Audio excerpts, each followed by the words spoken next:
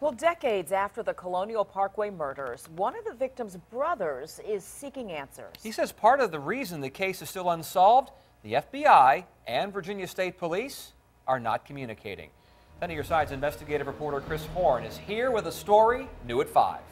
Yeah, Tom and Nicole, Bill Thomas's sister, Kathleen, was one of those 8 young people killed near the Parkway between 1986 and 1989.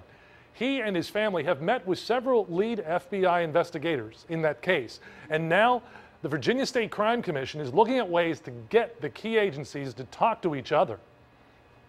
She was brilliant and beautiful and full of life. Kathleen Thomas had just left the Navy and at 27 years old had a full life ahead of her when she was parked in a car on the Colonial Parkway in Williamsburg with her girlfriend, Rebecca Ann Dowski, in October 1986.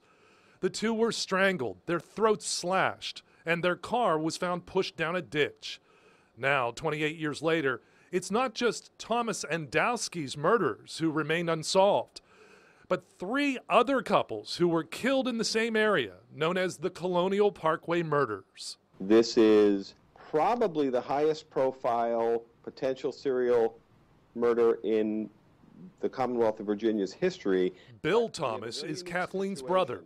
He believes the lack of communication between law enforcement agencies about all 8 murders is part of the reason the killer has never been found. You know, my family's been hearing about this friction between agencies and the cross-jurisdictional problems for decades. And when you've heard something literally dozens of times over 28 years, there's some truth to it.